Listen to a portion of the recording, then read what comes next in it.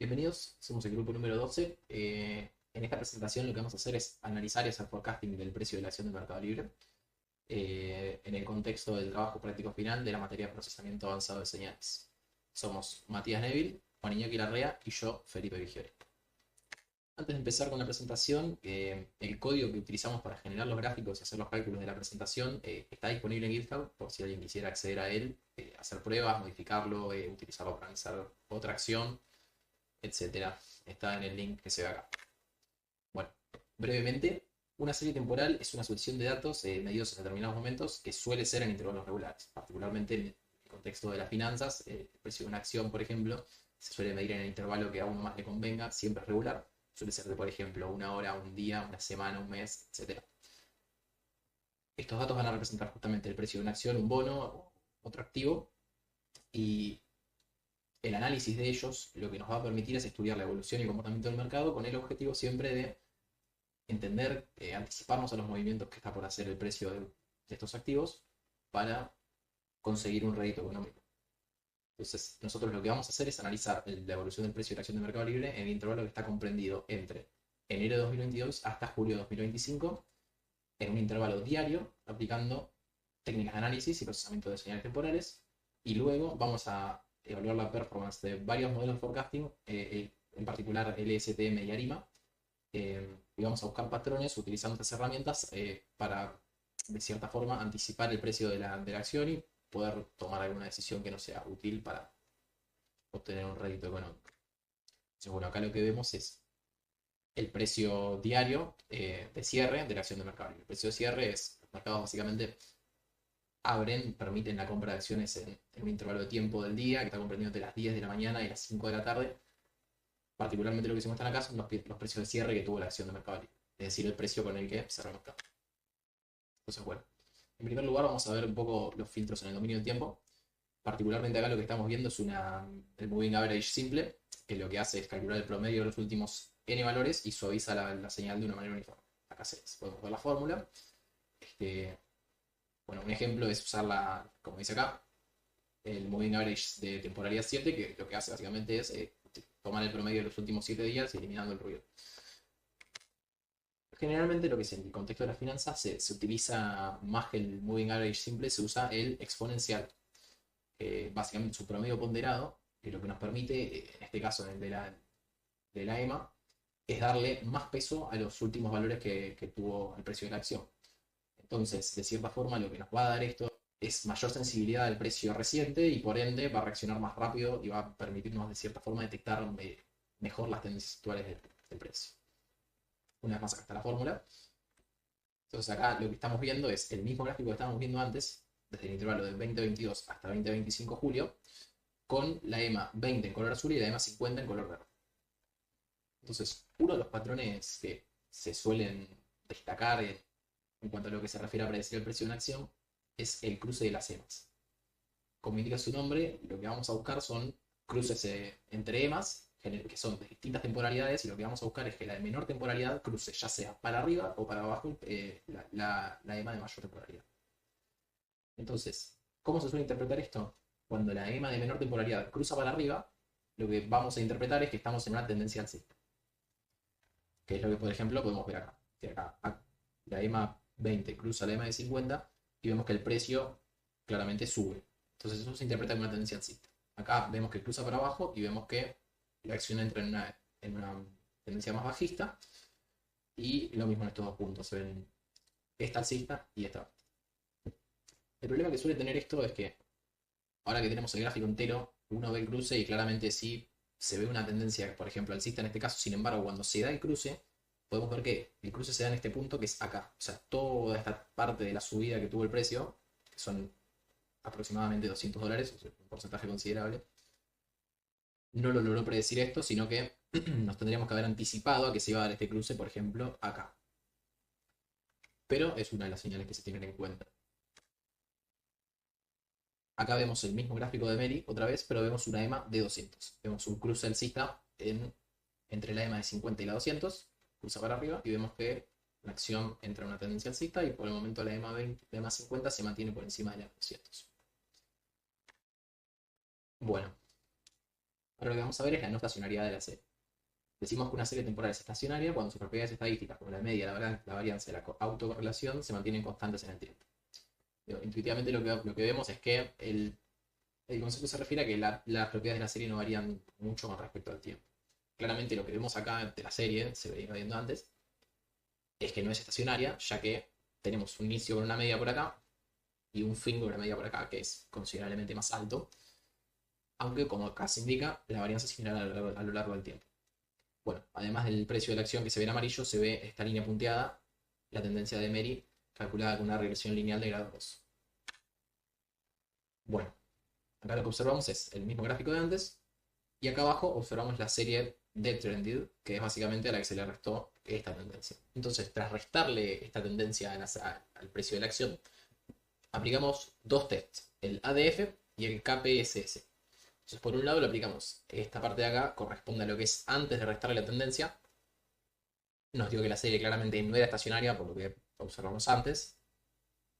Y luego de sacarle la tendencia que calculamos con la regresión lineal, aplicamos ambos tests y ambos tests nos dicen que la serie es estacionaria.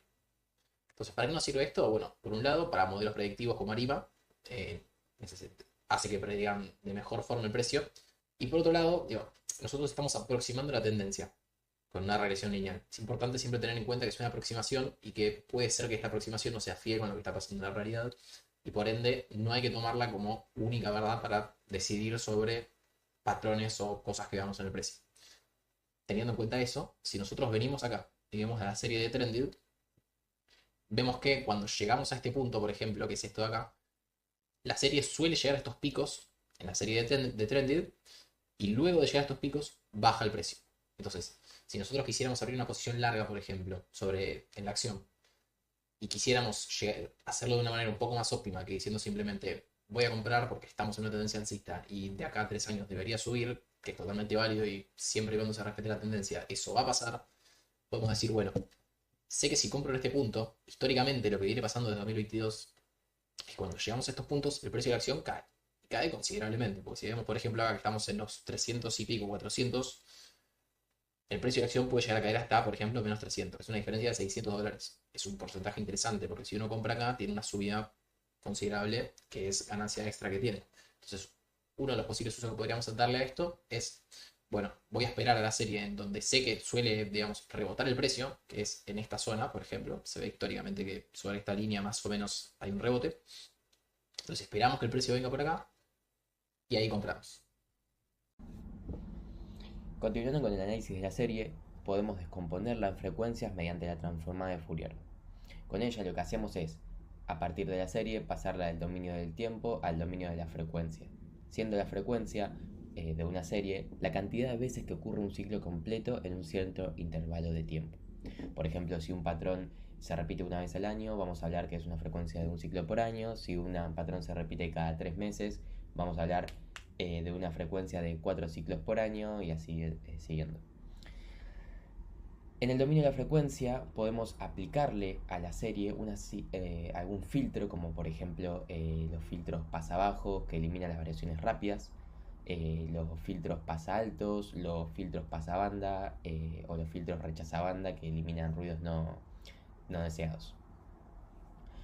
Luego, teniendo la serie en el dominio de la frecuencia y habiéndole aplicado los filtros correspondientes que uno quiera, podemos volver al dominio del tiempo con la transformada inversa de Fourier.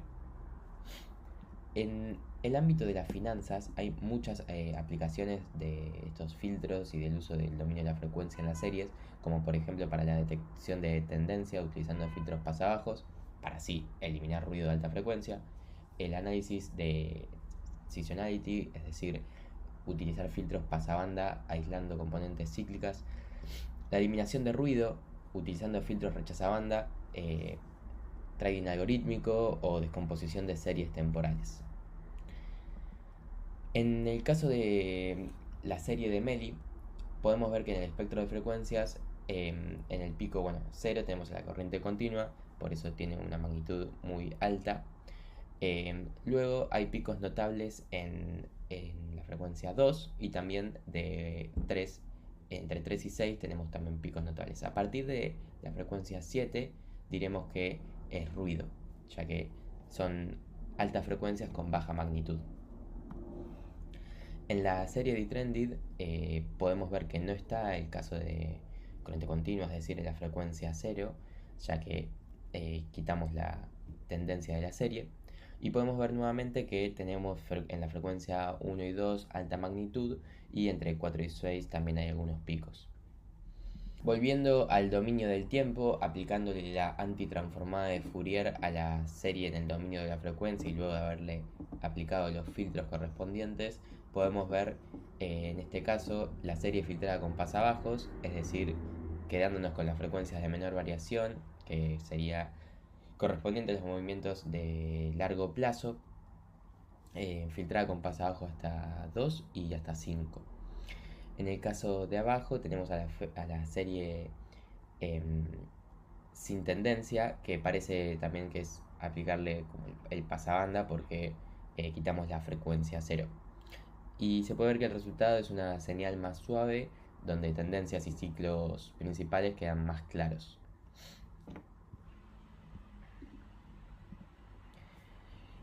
Hablando de la serie filtrada con pasabandas y pasaaltos, podemos ver que en el filtro pasabandas lo que hacemos es seleccionar únicamente un rango específico de frecuencias, quitando los demás, o sea, sin verlos. Y bueno, en pasaaltos lo que hacemos es descartar movimientos lentos y enfocándose en variaciones rápidas.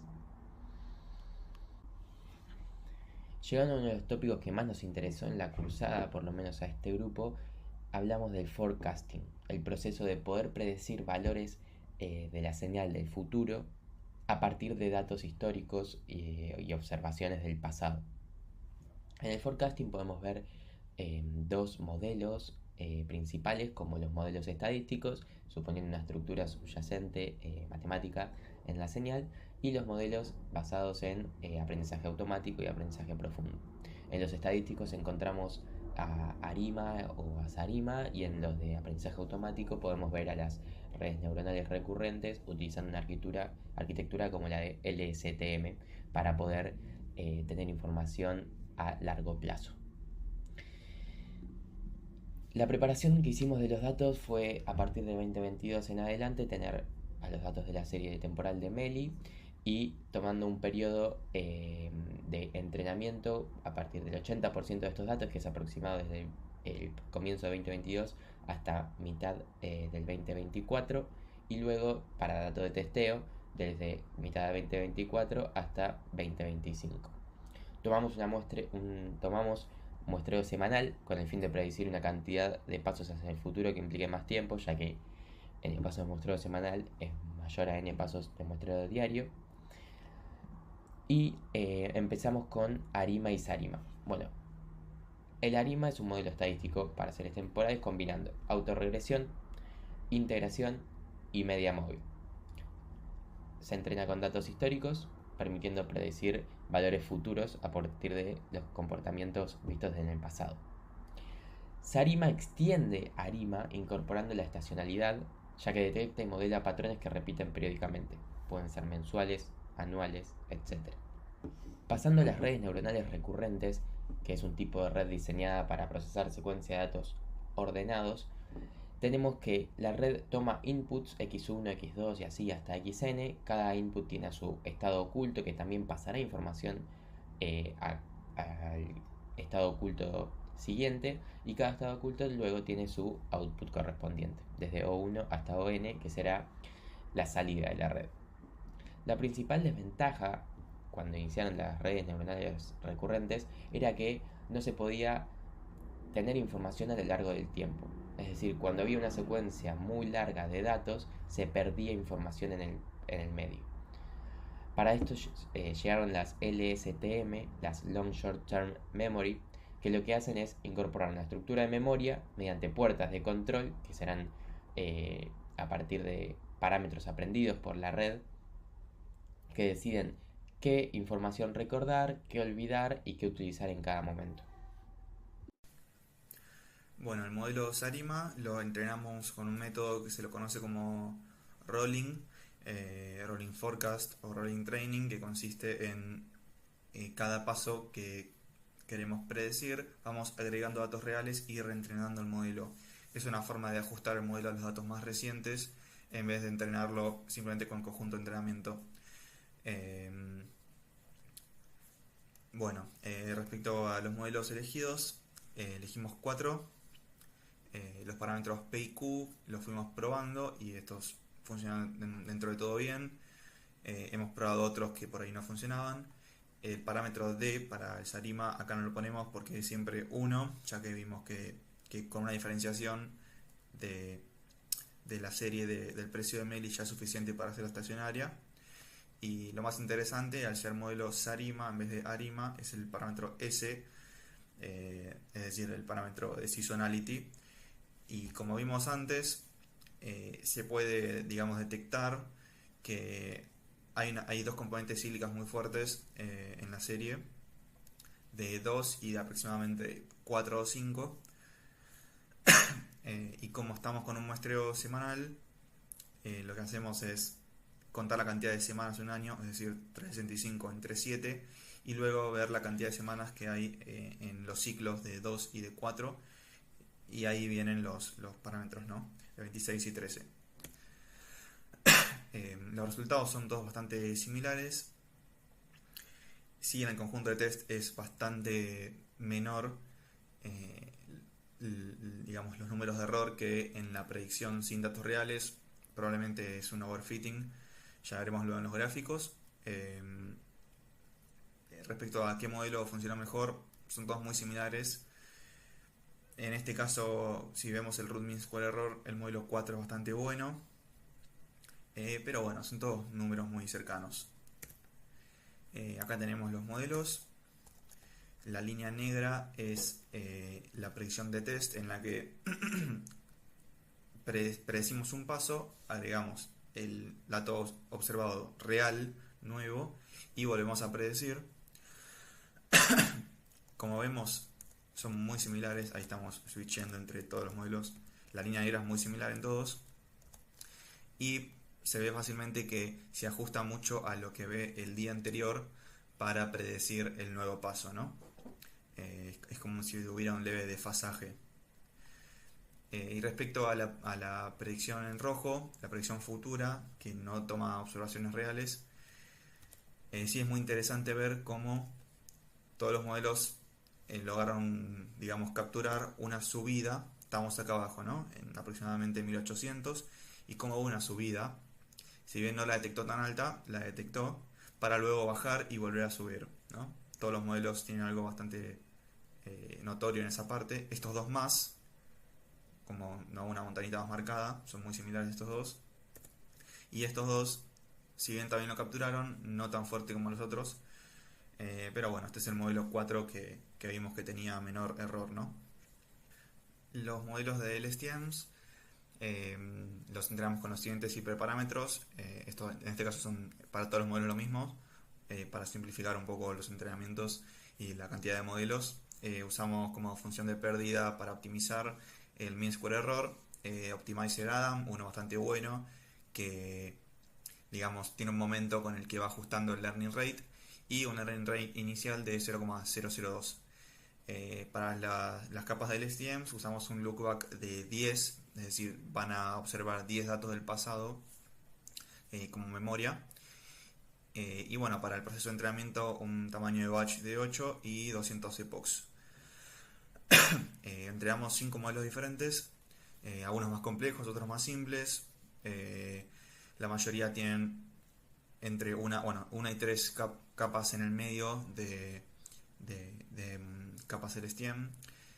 Tenemos uno con 50, otro con 50, luego 25, uno con 75 más ancho, otro con 75, luego 50, y bueno, uno distinto, 25, 50, 25. Los resultados son nuevamente bastante similares. Vemos que el modelo 1 y el modelo 5 son un poco mejor que los otros, y vamos a verlos en los gráficos. Vemos como la línea negra es muy similar al de Sarima, pero no predice tan bien como el Sarima en el test, es decir, mediante el entrenamiento de un paso al día siguiente y tomando observaciones reales nuevamente. Pero la predicción sin datos reales, es decir, la predicción con solo datos que se predicen con el modelo, vemos que es bastante mejor. ¿Por qué? Porque los modelos logran capturar la subida, este pico, bastante mejor que el Sarima, ya que llega casi tan alto como el precio real. Por ejemplo, este también llega a un precio muy cercano al real, para luego caer y luego volver a subir, ¿no? Acá no captura tanto la caída, quizá porque es un modelo más simple. Acá sí, y luego sube. Y bueno, estos modelos también muy similares logran predecir muy bien esta subida, luego una caída y luego nuevamente una subida. Este es el modelo 5 y este es el modelo 1. ¿Por qué fueron mejores? Porque digamos que esta predicción estuvieron bastante cercana al dato real, ¿no? Este acá y acá, mientras que otros modelos estuvieron mucho más lejos en este paso que acá. Entonces, bueno, van a tener mayor error, ¿no? Como acá también, o acá. Esto depende mucho de qué nos interese predecir. Por ejemplo, si mirábamos solo el primer pico, este modelo es muy bueno, este también, pero este no tanto, porque no llega también al dato real. Bueno, como una breve conclusión del forecasting del precio de Meli, comparando los modelos de Arima y del STMs, como ya vimos en la parte de test, es decir, predecir siempre el valor de la siguiente semana.